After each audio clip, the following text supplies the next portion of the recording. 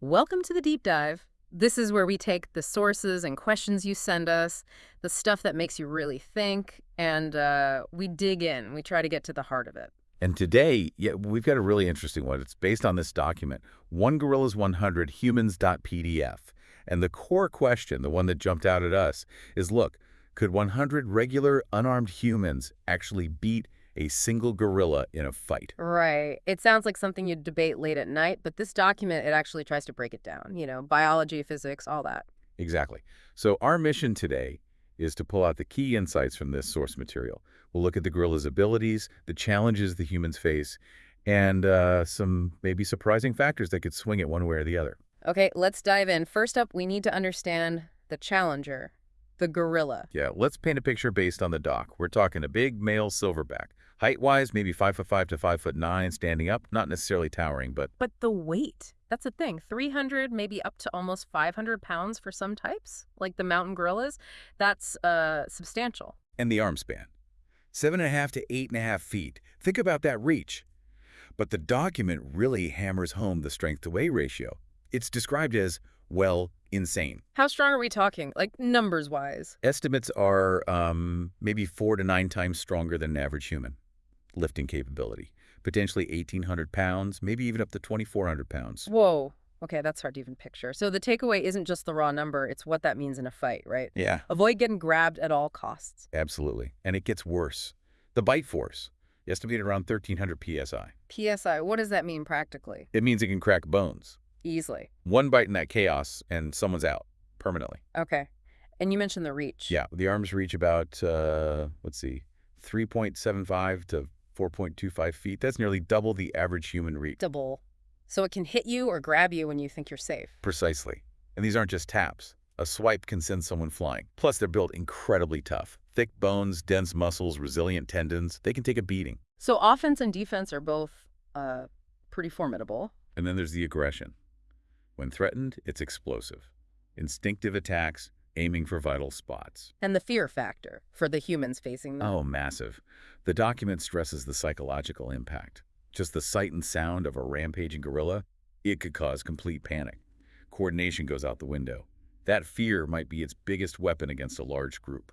So initial gut feeling from the document, 1 versus 100. Yeah, the initial assessment is pretty blunt. It's a mismatch. Heavily favors the gorilla, despite the numbers. But could the humans win, theoretically? Theoretically, yes. The doc outlines conditions, like perfect coordination, everyone moving as one. A sacrificial mindset, people willing to, well, be the first ones grabbed.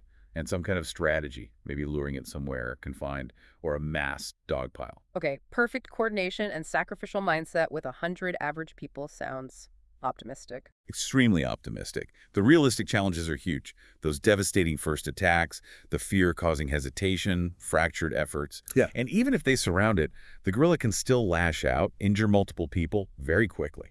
So the conclusion for a real-world scenario is... Gorilla probably wins, unless you have like highly trained, maybe military-level discipline and that willingness to accept heavy casualties. Right. Let's dig into that coordination idea more. The document asks, what's the minimum number of perfectly coordinated sacrificial humans needed? Assuming average guys, no weapons, just pure teamwork and willingness to die. Okay, yeah, this is a green calculation. Key factors. Yeah. That initial blitz. The gorilla will take out several humans almost instantly. Bites, swipes. It's durable, hard to pin, and mobile enough to throw people off. So just pinning it down, how many people would that take, realistically, even with perfect sync? The document tries to break it down by body part, like controlling the head. Maybe 2 or 3 people right in the danger zone, each arm. Needs 3 or 4 to control the leverage points, bicep, wrist, hand, each leg. Another 2 or 3. Add that up.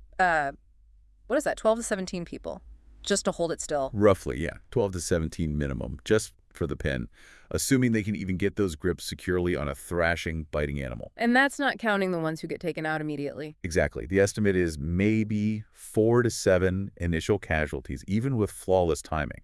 So you need redundancy. Maybe 30–50% more people just to cover those immediate losses and maintain the numbers needed for the pin. So the final minimum estimate comes out to? Around 20 to 25 if they are perfectly coordinated, sacrificial, and synchronized. But that's for a reliable takedown, and it still comes with a huge casualty risk. Maybe 30 for a slightly safer margin, but safer is relative here. Serious injuries are still basically guaranteed. Wow. Even with 20 plus acting as one, many get maimed or killed. That's stark. It really emphasizes the power difference. Okay, now for something completely different, the document brings up this honeybee tech. What on earth is that? Yeah, it's a fascinating biological analogy. It looks at how honeybees deal with giant hornets that invade their hives. Okay, bees versus hornets. Right. The bees swarm the hornet, forming this dense ball around it. And then they all vibrate their flight muscles like crazy Vibrate, why? to generate heat. They raise the temperature inside that bee ball to like 117, 119 degrees Fahrenheit. It basically cooks the hornet, which can't handle that heat as well as the bees can. No way. That's incredible. So the idea is humans could do that to a gorilla. Well, that's the question the document explores. Could humans do a mass dogpile and vibrate? I can't really picture 50 people vibrating hard enough to cook a gorilla. Exactly. The dogpile part, maybe, with coordination. But the vibration, humans just can't vibrate muscles that fast, not even close to the 200 times per second bees manage. And the heat we generate through metabolism or friction, it's tiny compared to what's needed to affect a large mammal like a gorilla. Plus, aren't gorillas used to warm climates anyway? Right. They're adapted to rainforests, very heat tolerant. And the practical problem, trying to cling on to a violently thrashing 400-pound animal that's trying to kill you, extremely dangerous. You'd get thrown off, bitten, crushed. So the honeybee tech is a cool idea, but Brilliant theory, impossible execution. Not enough heat, gorilla's too resistant, and it's suicidal to try and maintain that close contact. okay. Is there any viable bee strategy then? The document suggests the only analogous thing might be mass suffocation, using sheer weight to crush the chest and prevent breathing. But that would still take dozens of bodies, perfect coordination, and happen fast. Right. Okay, forget the bees. Let's shift gears. What if it's not 100 average Joes? What if you had, like, a dream team, say 10 absolute peak human specimens? Ah, yes. The document considers this. It admits 10 average people stand zero chance, like none. But hand-picking 10 superhero types, people with exceptional strength, coordination, maybe combat training, grappling skills, fearlessness, that's a different question. Okay, I'm intrigued. Who makes this hypothetical team? Well, the document suggests names like Francis Ngannou for pure punching power. Okay, yeah, heavy hitter. Hafthor Bjornsson the Mountain for just immense strength, pinning power. World's strongest man type, got it. Gordon Ryan, maybe, for the elite BJJ grappling knowledge. Makes sense. Control. Maybe Jonah Lomu, prime rugby player, speed, power, tackling ability. Lomu, wow. Brian Shaw, another strongman for size and durability. Georges St. Pierre, GSP, for fight IQ, technique, agility. MMA legends. Mariusz Pudzianowski, another strongman turned fighter, known for toughness. Khabib Nurmagomedov for that relentless grappling leg and back control. Wrestling base. Alexander Karelin, the legendary Greco-Roman wrestler. Unbelievable clinch strength. Okay, another grappling powerhouse. And maybe, as a wild card, prime Mike Tyson for sheer ferocity and explosive power. That is quite a team. So what's the plan? How do they use these different skills? The idea proposed is kind of specialized roles. You've got your tanks Bjornsson, Shaw, Pudzianowski trying to absorb impact, pin limbs, your strikers Ngannou, Tyson, Lomu aiming for quick trauma, maybe to the head or joints if possible, and your control submission squad Khabib, Karelin, Ryan, GSP focusing on grappling, tying up limbs, maybe going for the back or neck control if an opening appears. Okay, a coordinated assault by specialists. Even with that team, what are the odds? Still seems incredibly dangerous. Oh, absolutely. The document stresses that even this dream team would likely suffer critical injuries. Maybe 1 to 3 deaths are still possible, even likely. Victory is possible, maybe a better than 50-50 chance, but it requires flawless execution and everyone going all out from the first second. It's not a guaranteed win, not even close. Just highlights the gorilla's power, doesn't it? That even that team isn't a sure thing. Exactly. You mentioned BJJ with Gordon Ryan. Let's look at that specifically. How useful is Brazilian Jiu-Jitsu in this scenario? Well, BJJ is designed, fundamentally, for one-on-one control and submission, using leverage, joint locks, chokes, to neutralize a single opponent, even a larger one. So great if one guy needs to control the gorilla's arm, maybe? Potentially, yes. The techniques for isolating a limb or controlling posture are highly refined.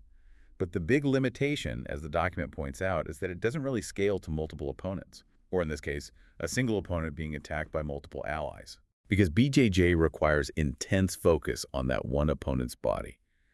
If Gordon Ryan is trying to lock up the gorilla's arm, he's hyper-focused on that. He's less able to defend against the gorilla's other arm or its teeth, or even coordinate perfectly with the 9 other guys trying to help. It's inherently a one-on-one system. Right. You can't easily apply a choke while also directing traffic for your teammates or dodging bites. Pretty much. Some BJJ schools teach modifications for multiple attackers, like breaking grips quickly, staying mobile, creating distance. But the core art is about deep, focused control of one person. So phenomenal skills for one person on the team to have, but not a magic bullet for the group situation itself. Okay, that makes sense. Let's talk endurance. We know the gorilla is incredibly strong, but you mentioned it's more like a sprinter. How long can it keep up that intense level of fighting? Yeah, this is key. Gorillas are built for short, intense bursts, not long, drawn-out fights that gas out relatively quickly at maximum exertion. Think about fights in the wild. They're usually over in minutes. So there's a window where it's at peak power. The document estimates maybe 1 to 3 minutes of that full-on berserker mode.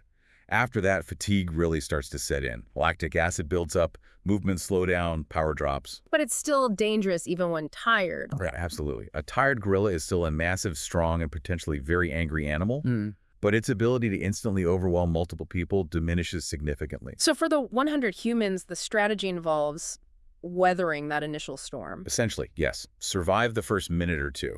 The document suggests a timeline. First 30 seconds. Pure chaos, gorilla in destruction mode. Humans need to evade, distract, maybe make initial sacrificial grabs. 30 seconds to maybe 3 minutes. Fatigue starts showing. This is when coordinated swarming, dogpiling attempts become more feasible, though still incredibly risky. After 3 minutes, the gorilla should be significantly slowed. Now the sheer mass of humans can potentially overwhelm and immobilize it. So timing is crucial. Endure the peak, then capitalize on the fatigue. Exactly. If the humans can survive that initial terrifying phase, their numbers can eventually win through attrition. But surviving that phase requires immense bravery and coordination. Okay. The document then tries to model this using some base assumptions. What were those? Just brief assumptions for the simulation. They figured the gorilla could incapacitate a human every 1-2 seconds at its peak. Very fast initial movement, lunging, throwing. That fighting window of about 3 minutes, with power dropping maybe 10–15% per minute after the first 30 seconds or so. And the simulations showed what outcomes based on coordination? All right, 2 main scenarios simulated. Uncoordinated humans. Mass panic, random rushes. Result, maybe 55 to 75 humans down before the gorilla is exhausted or vulnerable. Panic is the killer there. And coordinated. Coordinated humans. Strategic swarming, focusing on immobilization, maybe planned sacrifices. Yeah. Result, significantly fewer casualties, maybe 25 to 35 humans down before they overwhelm the gorilla. Teamwork makes a huge difference, but the cost is still immense. Still incredibly high losses. Now, one of the most interesting points I thought was this physical bottleneck. Explain that. Yeah, this is counterintuitive, but critical. Even if you have 100 people, they can't all attack the gorilla at once. There's only so much surface area on the gorilla. Like only so many hands can fit on it. Exactly. The document calls it the vicinal layer. Only the people directly touching or immediately next to the gorilla can actually apply force, grab, or strike effectively. Everyone else is in the second or third row waiting. So how many people can actually be in the fight at any one moment? Based on the approximate size of a gorilla shoulder width, torso circumference, and human shoulder width and reach, the calculation suggests maybe 3-4 in front, 2-3 on each side, 2-3 behind, maybe 2 on the legs. Okay, so that adds up to, what, 12 to 17 max? But realistically? Realistically, probably only 10 to 12 are effectively grappling or striking at any given instant. The rest are back up, trying to push in, waiting for an opening. That completely changes the dynamic. It means the other 80, 90 people aren't directly contributing force most of the time. Right. It makes overcrowding a problem. It limits attack angles. It means the gorilla can potentially focus its defense on fewer attackers at once. It highlights the need for rotation for efficient application of numbers, not just a giant mob. Attrition becomes even more key, wearing it down so those 10-12 can finally gain control. Fascinating. Yeah. Okay, this leads directly into the psychological side again. The fight, flight, freeze response. How does that play out here? It's huge. It's that automatic survival system. When faced with extreme terror, like a gorilla attack, people react instinctively, fight, flee, or freeze. And for untrained people. The document suggests that witnessing the initial brutal attacks would likely trigger mass terror. Maybe 60–80% try to flee, another 10–20% might just freeze on the spot. That leaves a tiny fraction actually trying to fight, and they'd be overwhelmed instantly. Can training overcome that, like soldiers or police? Training helps, builds resilience, absolutely. But the sheer primal violence of a guerrilla attack, witnessing a teammate torn apart, even trained individuals can break. Morale is fragile.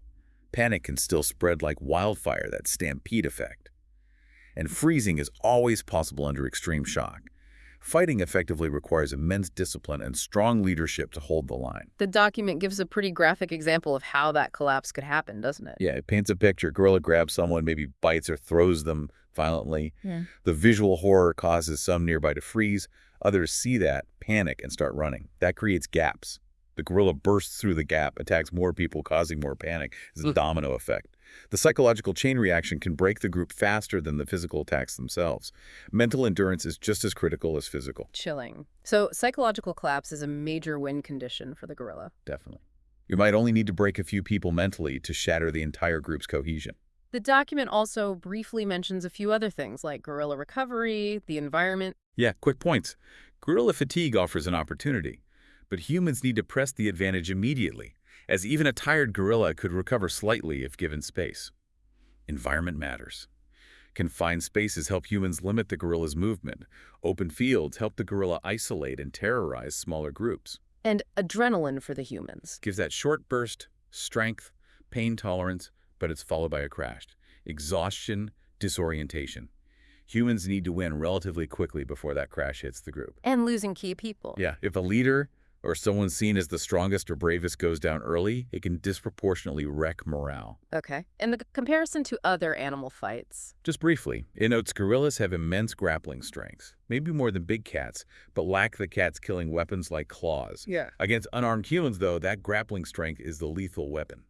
All right. We've covered a lot. Stats, strategies, simulations, psychology. Let's try to bring it all together. The final, nuanced conclusion.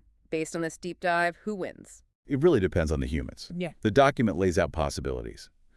Best case for humans: perfect coordination, swarm tactic, accepting maybe 25-40 deaths, relentless pressure even during the peak, overwhelming during fatigue. Result: human win, massive cost. Worst case. Worst case: immediate panic, fight, flight, freeze takes over, cohesion shatters, gorilla exploits gaps, picks people off, recovers slightly, psychological collapse. Result: gorilla wins decisively, maybe 70, 90 humans down, gorilla exhausted but alive. And in the most likely scenarios. Most likely for random, untrained humans, fear dominates, disorganized attacks, high chance of collapse. Result: gorilla wins, taking out 50, 80 survivors flee. Most likely for coordinated humans, trained, disciplined, fear is managed, they swarm, accept sacrifices, focus on immobilizing. Result: humans probably win, but after losing 25, 35 members, heavy injuries for survivors. And that absolute minimum number again, for coordinated sacrificial humans. The estimate lands around 1820, assuming perfect coordination, defined roles, grapplers backup, immediate engagement. But even then, the cost is projected at 610 deaths, maybe 30–50% casualties overall.